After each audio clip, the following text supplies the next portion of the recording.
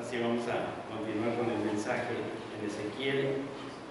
Y hoy tenemos el tema de uno de los énfasis de Ezequiel. Ezequiel, un libro de resurrección. Recordemos que estamos ahorita en Ezequiel con sus énfasis. El primero dijimos que era un profeta de la gloria de Dios. El segundo, ¿alguien lo recuerda?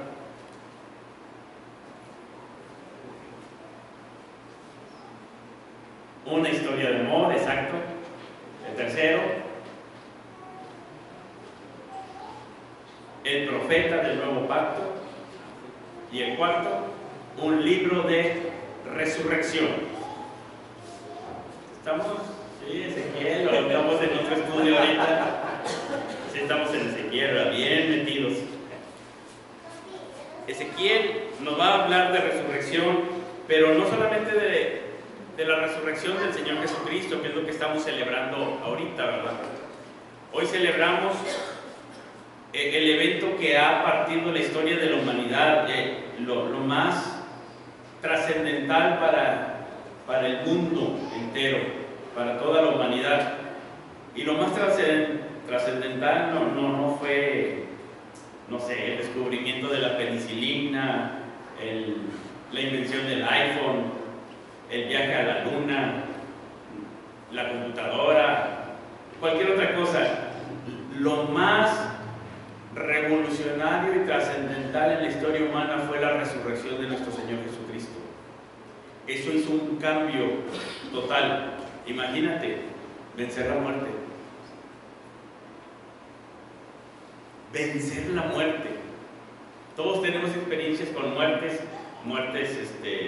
reales, físicas, muertes también sociales, de esas que practican a veces para una muerte futura. Se hacen ensayos de muerte rompiendo relaciones interpersonales. Nos dice Bauman ahí que algunos hacen este tipo de vida líquida y muerte líquida, donde unos son amigos hasta nuevo aviso y de repente rompen la relación y la rompen de tal manera como si el otro hubiera muerto y ya no lo ven, ni le dirigen la palabra ni nada. Dice, son ensayos que hacen para irse preparando a lo que es la muerte, ¿verdad? Una verdadera separación total, abrupta y sin retorno. Eso es lo más radical en la muerte, no hay retorno. Pero aquí vamos a tener algo diferente, y es la resurrección. No solamente en el Señor Jesucristo, que retorna de la muerte como vencedor, sino también de la nación de Israel como pueblo, que retorna de lo que pudiera haber sido su muerte como nación, como pueblo, como identidad de un grupo de gentes, y retorna donde parecía que estaban muertos, pero muertos al extremo, porque va a decir que parecía como no solamente huesos secos, sino secos en gran manera. Ahí hay un retorno sorprendente, pero es un retorno en dos fases, porque nos quiere resaltar la segunda parte. Cuando dice que ve ahí el valle de los huesos secos, y el Señor le pregunta, ¿van a vivir? ¿Volverán a vivir estos huesos? Y el profeta dice, pues, tú lo sabes, Señor, yo viéndolos diría que no. Era común que cuando había batallas grandes de aquellos tiempos, batallas sangrientas, batallas cuerpo a cuerpo, muchas veces en los valles quedaba el tiradero de cuerpos.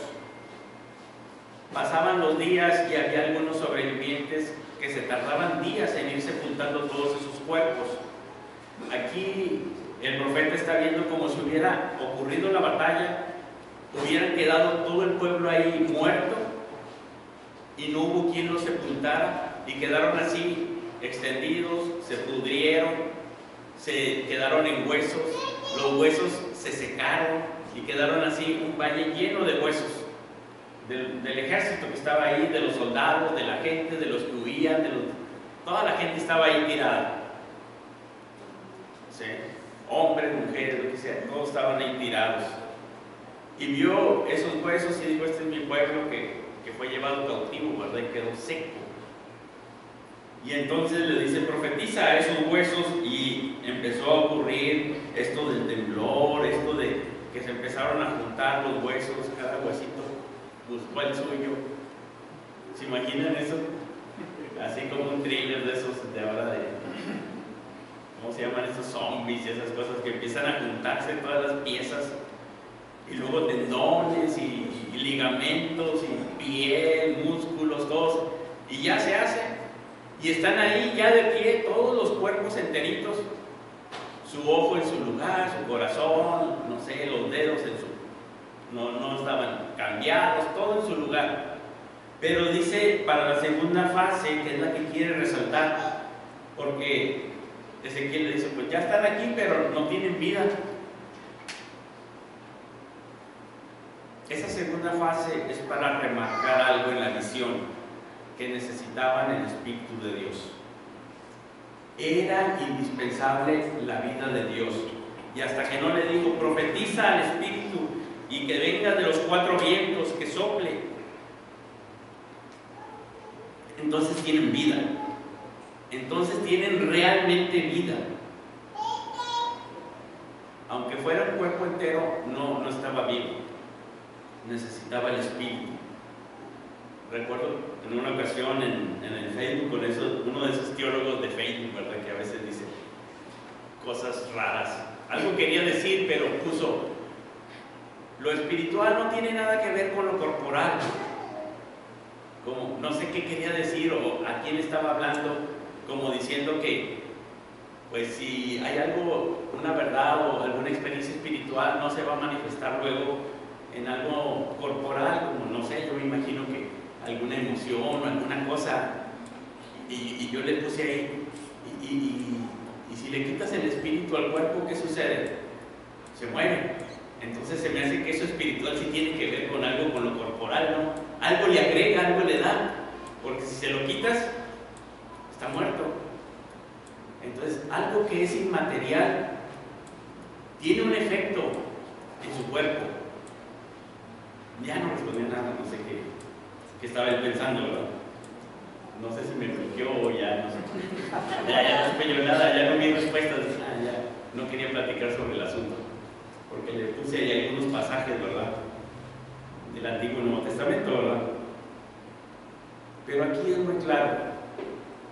Todos estos que empiezan a formarse, y ya eso es milagroso que se formen, dice, todavía necesitan el Espíritu, y entonces les manda que profetice al Espíritu, y el Espíritu llega y dice que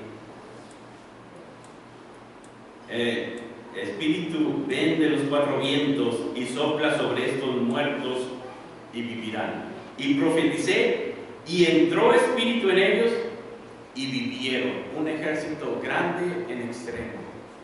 Ahí está, vivieron, pero dependían del Espíritu. Así como nos estaba enseñando desde el capítulo 1. ¿Se acuerdan que el Espíritu estaba en los seres vivientes, y el Espíritu de los seres vivientes estaban en las ruedas, y entonces se movían y tenían vida, pero porque tenían el Espíritu?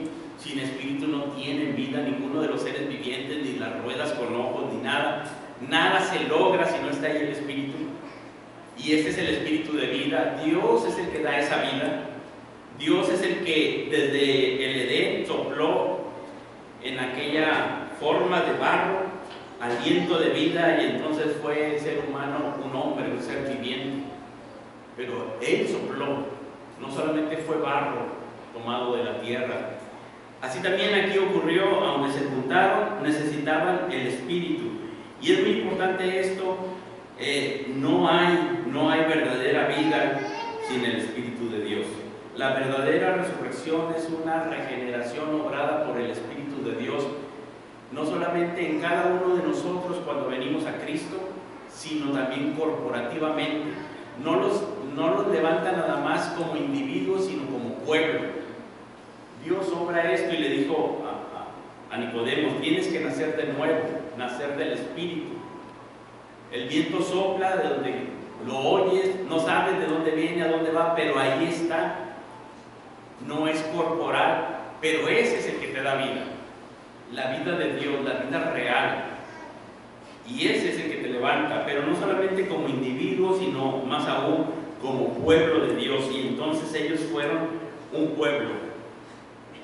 No estaba Dios buscando solamente individuos separados, sino como pueblo. Lo vamos a ver ahorita más adelante. Solamente primero quiero resaltar cómo en Ezequiel se hacen muchas alusiones al huerto del Edén. Y en esas alusiones que se hacen al huerto del Edén, algunas directas con la palabra del huerto del Edén y otras indirectas, está mostrando cómo los imperios mundiales quieren formar lo que sería un nuevo huerto del Edén, cumplir la comisión que se le dio a Adán y Eva en un inicio. A Adán y Eva el Señor les dijo: aquí están ustedes en este huerto, ustedes tienen que fructificar, multiplicar y extender este huerto a todo el mundo. Tienen que llenarlo. Fracasaron al inicio, salieron del huerto del Edén, y el hombre como que a veces intentaba hacer eso, tener su huerto del Edén, extenderlo. Ezequiel sobre todo hace estos énfasis y muestra cómo las naciones se extienden y quieren tener los privilegios, el deleite, el disfrute, el goce, el tipo de vida bonito y agradable, pero sin pacto, sin Dios. Quieren tener un Edén sin pacto, un Edén solamente por sus propios esfuerzos.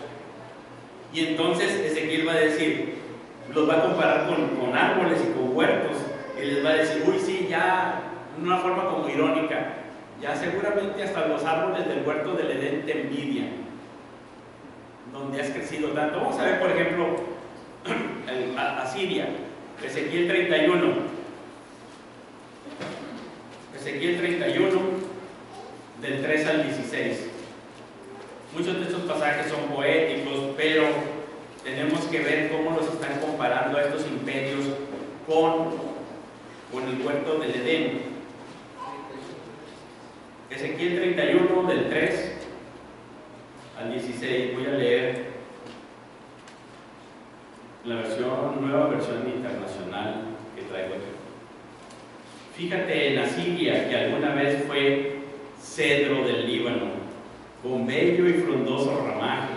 Su copa llegaba hasta las nubes, las aguas lo hicieron crecer, las corrientes profundas lo nutrieron, sus ríos corrían en torno a sus raíces, sus acequias regaban todos los árboles del campo. Así el cedro creció, más alto que todos los árboles. Gracias a las abundantes aguas se extendió su frondoso ramaje. Todas las aves del cielo anidaban en sus ramas, todas las bestias del campo parían bajo su follaje, todas las naciones vivían bajo su sombra.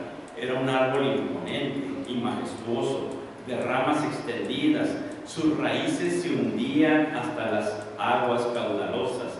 Ningún cedro en el jardín de Dios se le podía comparar, ningún pino ostentaba un follaje parecido, ni tenían su fronda los castaños. Ningún árbol del jardín de Dios se le comparaba en la hermosura. Uy, sí, hasta el Edén te tiene envidia, Asiria. Yo lo hice bello y con un ramaje majestuoso. En el Edén, jardín de Dios, era la envidia de todos los árboles. Por eso así dice el Señor omnipotente: por cuanto el árbol creció tanto y ufano de su altura, irguió su copa hasta las nubes, yo lo he desechado, lo he dejado en manos de un déspota invasor para que lo trate según su maldad. Los extranjeros más crueles lo han tratado, lo han talado, abandonándolo a su suerte.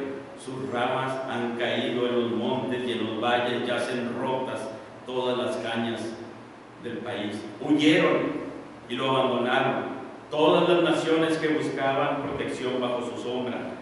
Ahora las aves del cielo se posan sobre su tronco caído y los animales salvajes se meten entre sus ramas, etcétera, etcétera. Ahí tenemos, poéticamente hablando, de Asiria, cómo quiere hacer un Edén sin Dios, sin pacto, sin Cristo, simplemente con la fuerza humana y él cree que lo ha logrado, pero en realidad su imperio está hecho a base de injusticias, de opresión. Su crecimiento arbóreo, representado aquí, es un crecimiento con injusticia y pecado. Y vienen y lo cortan y cae. Era falso. Pero no es el único. Ustedes recuerdan cuando vimos Daniel, ¿qué soñó Nabucodonosor? Que él era un gran árbol y su imperio era un gran árbol que llenaba toda la tierra y venían todas las aves y abajo todas las bestias, y se enorgulleció tanto y él decía: ya tengo aquí tengo el mejor árbol, mejor que el árbol de la vida que estaba en el huerto del Edén, ¿verdad? Yo tengo mi propio Edén. Es decir, tengo una vida con todo lo que necesito y sin Dios. Sin necesidad de Dios, sin resurrección, sin Cristo, sin pacto, sin la sangre del pacto, sin nada de eso. Simplemente yo tengo mi vida y se enorgullece. ¿Y qué sucede en el sueño? Viene un enviado divino y le pone el hacha al árbol y cayó. Y quedó ahí un tronquito nada más que lo dejó encadenado porque dijo: te voy a dar otra oportunidad. Y quedó ahí medio loco hasta que reconoce que Dios es necesario en la vida humana, que uno no puede tener un Edén sin Dios. Uno puede tratar de imaginarse: no, yo no necesito a Dios, yo puedo vivir independiente, con que trabaje, con ciencia y tecnología, con que me porte bien y no le haga mal al prójimo. Ahí la voy llevando, tengo a mi familia, nos llevamos bien, mejor que muchos cristianos, nos va yendo bien, tenemos los satisfactores para esta vida, tenemos nuestro huerto, es más, somos la envidia de muchos. Y ahí viene y cortan el árbol y cae. Ahora, también lo digo con respecto a Egipto. Ya no leemos Daniel 4, 10 al 12, que nosotros lo acabamos de estudiar, el libro de Daniel, y recordamos. Pero vamos a Ezequiel 31, 2. No, perdón, ya me equivoqué ahora. Es el que acabo de leer. Ah, entonces le puse la misma cita que... Es en el 32, cuando habla sobre Faraón. Pero...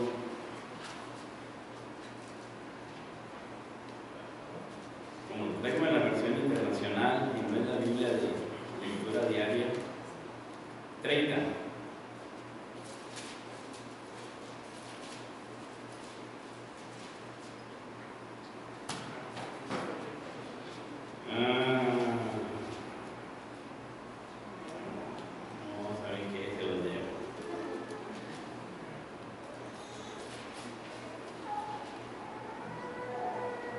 Pero créanme que de Faraón también dice lo mismo.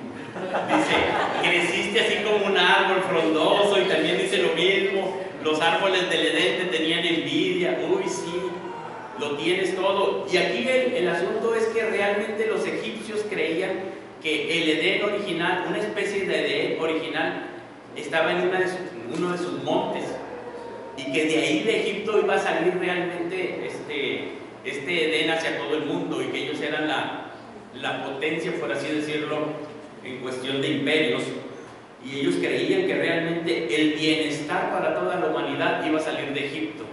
Incluso en sus templos tienen imágenes arbóreas y así, para indicar que allí era donde estaba el Edén.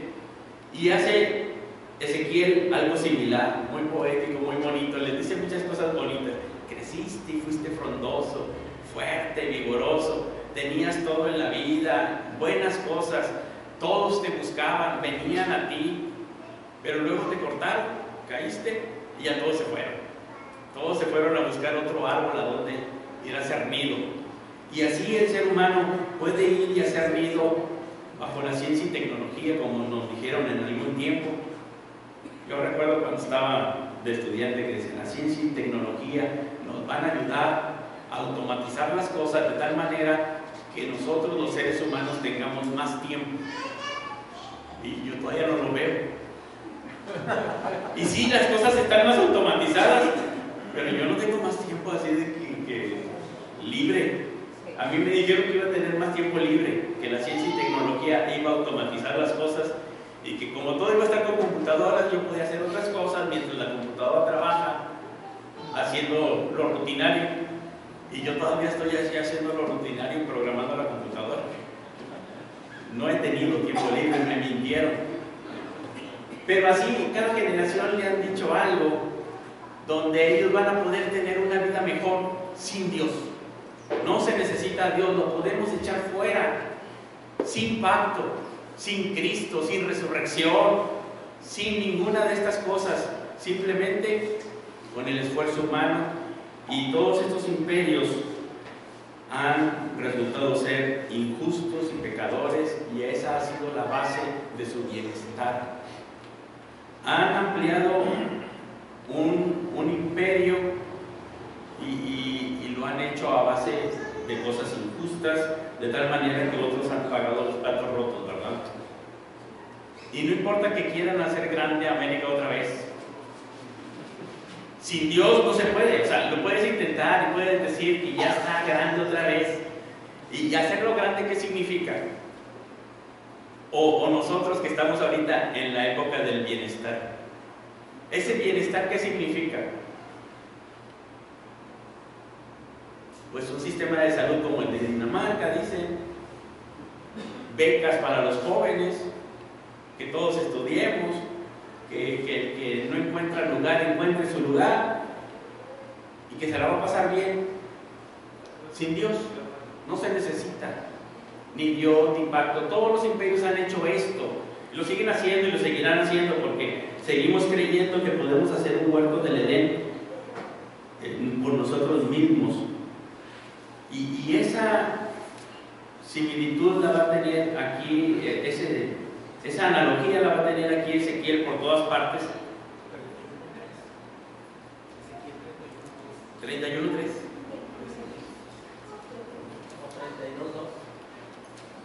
31:3. Pero ese creo que fue así y así. Y 32:2. Parece un león, un monstruo marino. Sí, este es muy bueno porque con el faraón ellos sí se creían el Leviatán, la bestia de los mares, ¿verdad?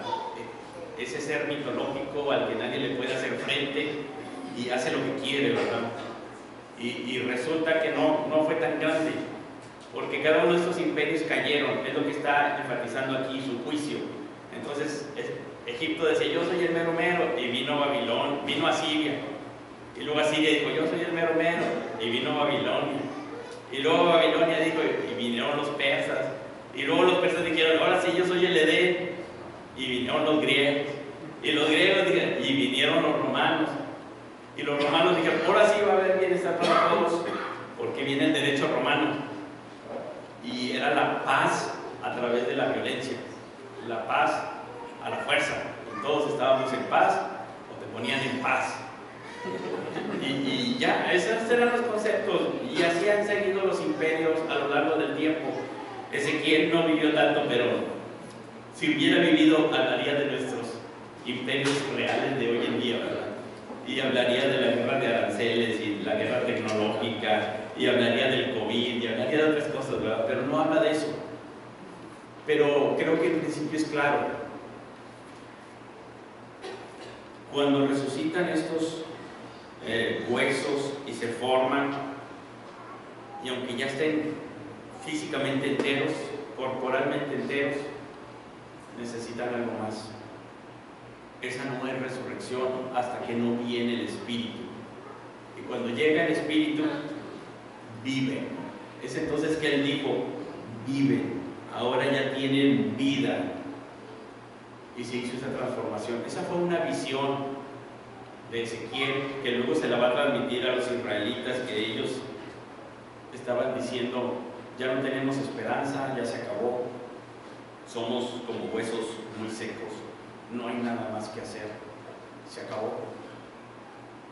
Nosotros podemos tal vez en algunas ocasiones sentirnos así, humanamente hablando, de decir, bueno, aquí ya no hay nada que hacer, este asunto o esta causa la doy por perdida porque aquí yo ya no tengo nada que hacer. Humanamente hablando ya le vi por todos lados y no hay cómo arreglar la situación legal, familiar, escolar, laboral, social, el área que queramos en nuestra vida.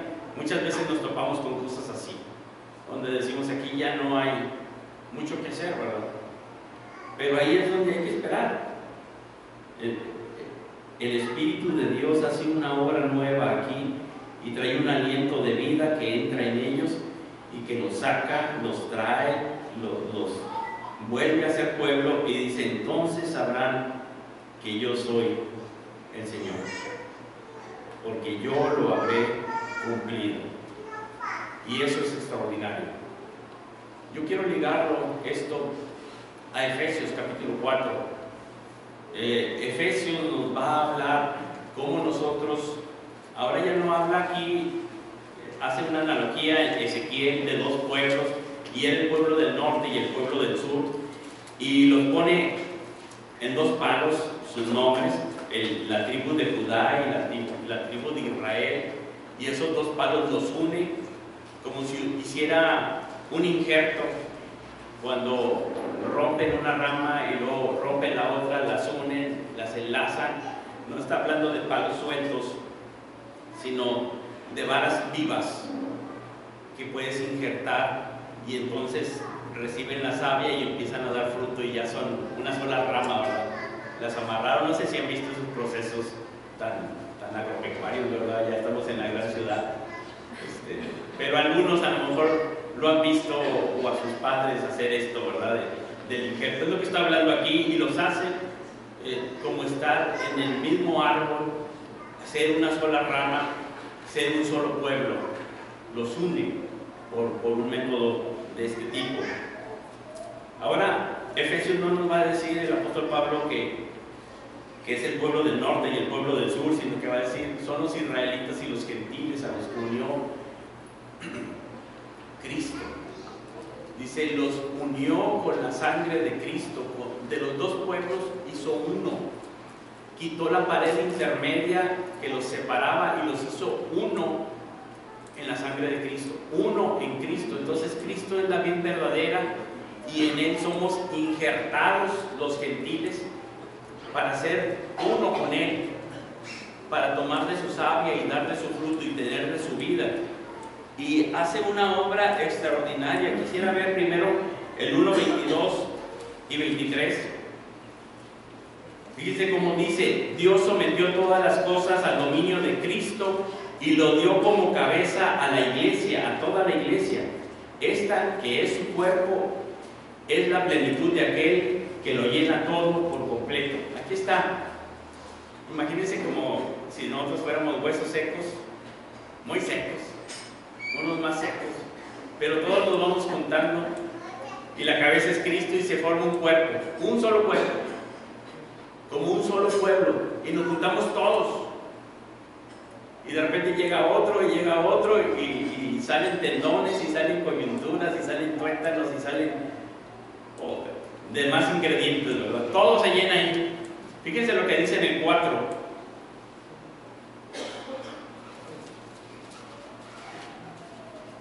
Versículo 16.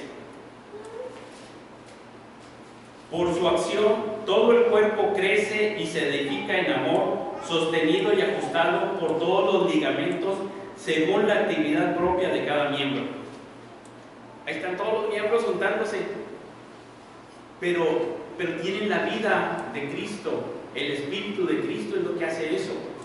No son solamente miembros separados, sino que se unen y se ayudan mutuamente. Esa es la vida de este cuerpo, un cuerpo resucitado. Pero el poder que se requiere para esa resurrección es el poder de la resurrección de Cristo, nos dice ahí mismo Efesios. Dice, y Él os dio vida a vosotros cuando estabais muertos. Nos dio vida individual, sí, pero quiero enfatizar que nos dio vida como cuerpo de Cristo, corporativamente, nos dio vida como iglesia. Estábamos muertos y nos dio vida, nos perdonó, nos dio esa vida misma de Él cuando resucitó. Y dice, ese mismo poder que actuó es el que actúa en nosotros. Y dice, yo lo pido en oración, pido que ustedes sean iluminados en los ojos de su corazón, para que sepan a qué esperanza Él los ha llamado y cuál es la riqueza de su gloriosa herencia entre los santos, y cuán incomparable es la grandeza de su poder a favor de los que creemos. Ese poder es la fuerza grandiosa y eficaz que Dios ejerció en Cristo cuando lo resucitó de entre los muertos y lo sentó a su derecha en las regiones celestiales. Ese poder es el que nos resucita individualmente, pero también corporativamente. De tal manera que el poder de la resurrección se muestra cuando nosotros vivimos como cuerpo, cuando nos ayudamos mutuamente según la labor de cada miembro, cuando nos edificamos mutuamente. Ahí se ve la vida de Cristo resucitado, en una acción donde tú y yo buscamos el bien espiritual de otra persona, donde cada quien no mira por lo suyo propio, sino por lo de los demás, donde cada quien no está buscando hacer su propio Edén, sino busca el bien de los demás. Y ahí sí está el Edén. No lo vamos a ver ahorita, en la teología bíblica lo pueden buscar, y hasta el final van a ver, incluso en el Apocalipsis, que ahí va a estar ese gran árbol. ¿Qué hace que un árbol? Cuando describa ya Apocalipsis y veas toda la belleza de lo que hay ahí en el Apocalipsis, vas a ver un río y un árbol y dices, ¿qué están haciendo aquí? Es el Edén. Es esa vida de deleite en comunión con Dios que solamente se logra gracias al nuevo pacto, a la sangre de Cristo. Solamente se puede recuperar esa comunión, ese nivel de vida por la obra de Cristo en la cruz del Calvario, por su muerte, por su resurrección. Solamente Él lo puede hacer cuando manda a su Santo Espíritu a vivir en nosotros, y lo cumplirá totalmente a plenitud. Digo para acá, pero Eugenio no va a decir que es para acá. Lo cumplirá a plenitud en el futuro, a plenitud, donde tú y yo vamos a estar en comunión completa y total. Esa es la obra de Cristo. Y fíjense cómo lo va poniendo a través de todo esto, por ejemplo, de todo el de Efesios, y en otras epístolas Pablo también lo tiene en Romanos 12, 4 y 5, que empieza diciendo que por las misericordias de Dios ahora nosotros tenemos que responder, y luego dice porque somos miembros los unos de los otros, y dice que ese responder no es una vida individualista sino corporativa. Y luego dice, el que tenga estos dones, ejercítelo de esta manera, de esta. Y casi siempre lo leemos de manera individualista, y yo digo, yo voy a hacer esto, yo esto, en vez de pensar nosotros, como dice ahí, ¿verdad? Igual lo va a manifestar en otras epístolas. En Corintios es muy claro, capítulo 12, ningún miembro le puede decir a otro, no te necesito, el ojo no le puede decir al pie, no tengo necesidad de ti, o la mano a la oreja, y cosas así. El ejemplo es como esto de Ezequiel, ¿verdad? Que se ve medio grotesco. No me imagino un ojo regañando al pie, la mano a la oreja, diciéndole cosas. Es un ejemplo, pero va a hablar de esta vida corporativa. Como Iglesia Bíblica Unidos en Cristo, uno de nuestros énfasis es la vida en unidad en diversidad, bajo el señorío de Jesucristo. Esa es la vida nueva. No el individualismo, donde cada quien corre por un lado. No la masificación, donde queremos que todos sean iguales. No es eso lo que nos muestra la Escritura, porque dice, si todos fueran ojo, entonces ¿dónde estaría el cuerpo? Si todos fueran oído, pues no hay sentido en eso. Hay diversidad, no hay masificación, no queremos eso de que todos sean iguales, parezcan igualitos y hablen con la misma fraseología y tengan los mismos comportamientos. No, cada quien tiene su área de función según el Señor le ha dado en una diversidad. Esa es la vida de Dios. La vida de Dios nos lleva a ser diversos, todos. En la luz todos estamos de colores. En la oscuridad, donde están los impíos, ahí sí todo es monótono, ahí sí todos los gatos son pardos, ahí todos son del mismo color porque está la oscuridad. Ahí sí, en la oscuridad el pecador es todo igualito, es aburrido y es siempre lo mismo. Ya vas a saber en qué se divierte y qué le busca y qué hace, todo es igualito. Pero en la vida de Dios, en la luz, hay diversidad. Ahí todo es diferente. La luz hace que todo sea diferente. Una vez C.S. Lewis lo ilustró con dos formas. Una era la luz y la otra era la sal, que son las ilustraciones que nos pone la Escritura. Dice, una persona que nunca hubiera conocido la sal, viene y la prueba y dice, está tan fuerte su sabor. Y luego ve que le echas a todas las comidas y él va a pensar, todas las comidas van a saber a lo mismo porque este sabor está tan fuerte que no importa qué comida hagas, todo va a saber igual porque va a ganar. Y se da cuenta que no, que lo prueba y que esa sal lo que hace es que cada comida potencie su sabor, su propio sabor. Y entonces todo sabe diferente, pero a todo le echó sal y la sal está potente, pero hace que sea tan diferente. Esa es la presencia de Cristo en nosotros. Es tan potente, pero no nos hace iguales, sino diferentes, y potencia la vida humana en cada uno de nosotros. Igual la luz. Uno pensaría, la luz es tan potente que va a hacer que todo se vea blanco. Y así pintan siempre el cielo, ¿verdad? Todo de blanco. La luz es tan potente que todo es blanco. Y nada, resulta que cuando prenden la luz, se refracta de manera diferente, que nada es igual, nada es blanco y todo es de colores. Y ahí te lo explica un físico. Ahí está mi hermano en la esquina y te va a explicar cómo sucede eso físicamente. ¿Por qué si la luz es blanca no nos vemos todos blancos y pálidos si es tan potente?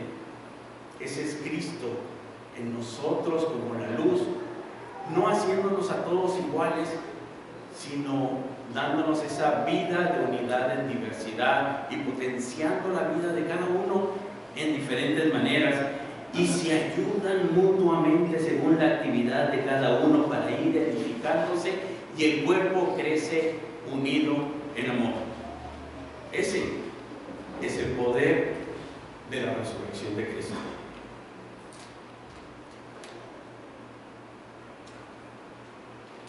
Ese no es la vida del imperio babilónico, asirio, egipcio, romano. Esa es la vida en el imperio de Cristo. En el reino de Cristo así es la vida. De tal manera que yo creo que incluso en la eternidad seguiremos siendo de diferentes tribus, pueblos y naciones, y todos en una gran diversidad. Yo creo que Dios nos va a dar el don de interpretación de lenguas, y voy a escuchar un canto de los hermanos de China y lo voy a entender, y voy a escuchar a los franceses y a los haitianos ahí juntitos cantando en francés y los voy a entender, y nosotros vamos a cantar en español y va a ser una maravilla. Yo creo que el Señor va a hacer que siga siendo diverso, así como la sal le da sabor y así como la luz le da color. La vida se expande, se multiplica, no se limita, no se contrae, no se reduce, sino que se expande. Esa es la vida de la resurrección de Cristo. Y ellos tenían una vida ahorita miserable, los israelitas allá en el Antiguo Testamento, y tenían que regresar como pueblo, porque de ese pueblo luego iba a venir Cristo. Y nosotros vamos a ver en las genealogías, por ejemplo la de Mateo, que dice, viene toda la genealogía y aquí, y aquí, y aquí, y aquí, y aquí, y luego cataplum, aquí viene el diluvio, pero luego sigue la genealogía, no se detiene, y luego ¡pum!, viene la cautividad, y luego te dice, después de la cautividad siguieron genealogías. Y tú dices, ¿cómo? ¿Cómo? Porque de ahí va a venir Cristo. Dios hizo que esto no interrumpiera el plan eterno de la redención. Y ahí estaba ya. Perdón, no nos vamos a meter a Mateo, me desvío. Nada más quería resaltar esto. No hay Edén sin pacto. Y no hay vida sin el Espíritu. Ese es el grande poder que Dios puso en ellos, y les dice a los efesios: ahora ustedes vístanse con el poder de su fuerza. ¿Cuál es ese poder? El poder de la resurrección de Cristo. Porque no crean que de aquí en adelante va a ser sin batalla. Es lo que viene ahí en Ezequiel, que la hermana nos leyó en capítulo 38, ¿verdad? Gog y Magog, los ejércitos ahí imponentes que vienen. Porque uno pensaría, bueno, si ya hay resurrección, si Dios nos va a traer y vamos a estar otra vez en la tierra prometida, si ya nos puso huesos y todos los tendones, ligamentos, piel, cuerpo, espíritu, ya estamos aquí, ya vamos a vivir bien. Dice, no. Ahora sí pónganse atentos, porque ahí vienen Gog y Magog. Y va a venir la guerra. ¿Y cómo lo van a vencer? El Espíritu de Dios. No nos vamos a meter ahí ahorita. Ustedes lo leen, es fascinante todo esto.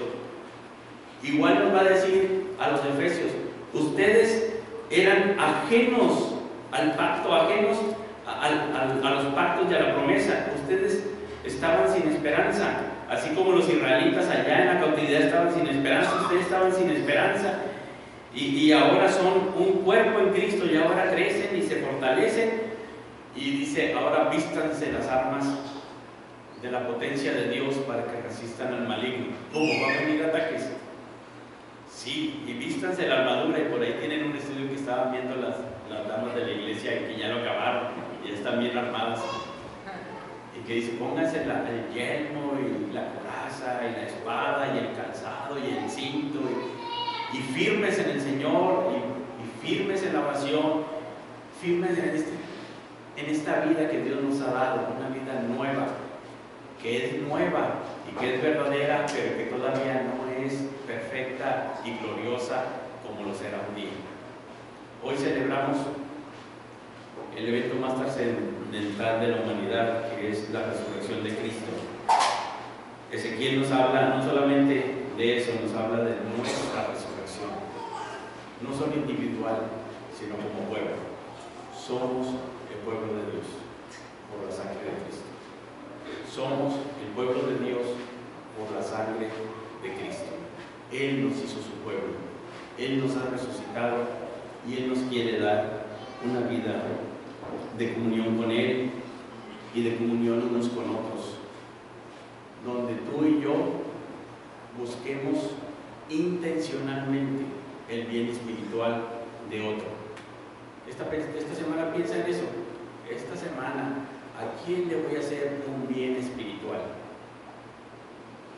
Y aquí estamos todos nosotros, mira aquí hay muchos aquí. ¿A quién le voy a hacer un bien espiritual? Y ahí acabamos. Cuando lo hacemos, estamos siendo como sal y luz, estamos siendo como este cuerpo con sus miembros que se ayudan mutuamente unos a otros, expresando la vida de Cristo, que es una vida de comunión, una vida corporativa. Y en eso, mientras lo hagamos, mientras estemos ahí, en eso, poco a poco te vas a dar cuenta que estás en el Edén. En el Edén de Dios.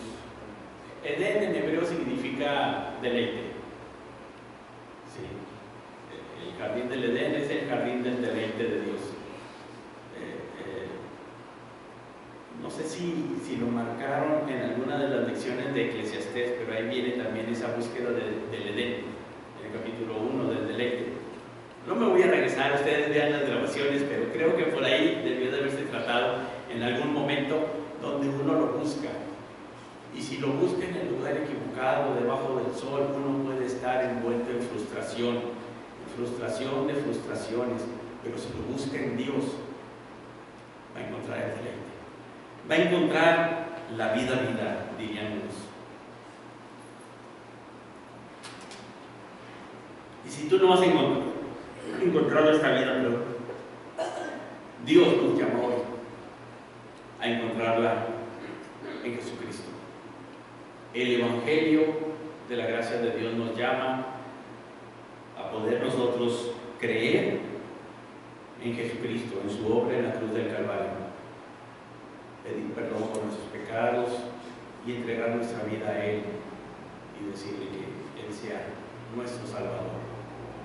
Si no lo has hecho, tú lo puedes hacer y puedes creer en Él y tendrás una vida diferente, no la que promete este mundo y que seguirá prometiendo con muchas estrategias para tener una buena vida, que es bueno, no estoy en contra de tener una buena vida, de tener bienestar en la familia. El problema o lo grave es hacerlo sin Dios. Decía Bullman, el verdadero pecado, por tanto, es el engaño de no recibir la vida como un don del Creador, sino de crearlo con las propias fuerzas, de vivir uno mismo en lugar de hacerlo de Dios. El tratar de tener una vida buena está bien, a menos de que eso nos lleve a dejar a Dios fuera. Si lo queremos dejar fuera, entonces ese árbol caerá. Ese árbol será cortado. Y ya el hacha está en la mano del leñador, porque esto se lo dijo también al pueblo de Israel. ¿Quieren hacer un árbol grande y frondoso sin mí? Arrepiéntanse, porque ya está el hacha en la mano del leñador. Esa vida no funciona. Ese árbol caerá. Una buena vida es la vida en comunión con Dios. Esa es la vida resucitada con Cristo. Vamos a orar. Padre, gracias te damos por el mensaje de resurrección que vemos en el profeta Ezequiel y cómo podemos reflexionar y meditar en la vida que tú nos das por el Evangelio, que por medio de la sangre de Jesucristo tú nos has hecho nuevas criaturas. Las cosas viejas pasaron, todas son hechas nuevas. Que en Jesucristo tenemos una vida nueva, abundante, y una vida de comunión contigo y unos con otros, donde podemos ir desarrollando esta vida en unidad, en amor, en la ayuda mutua, en las oraciones, en el compartimiento del pan, en la palabra. Señor, ayúdanos a ser sal y luz a nuestro alrededor. En el nombre de Jesucristo. Amén. Si el Señor lo permite, la próxima semana es Ezequiel. ¿Dijo el título o a lo mejor hasta se les olvida, perdón? El profeta de la morada de Dios es el otro énfasis. Entonces van a ser estos énfasis que son fáciles de recordar, 5. El profeta de la gloria de Dios, Ezequiel como una historia de amor. El profeta del nuevo pacto, un libro de resurrección, y va a ser el profeta de la morada de Dios. Ese va a ser su énfasis a los últimos 9 capítulos. Del 40 al 48, ese va a ser su gran énfasis. El profeta de la morada de Dios. Que el Señor les bendiga. Terminamos con un canto.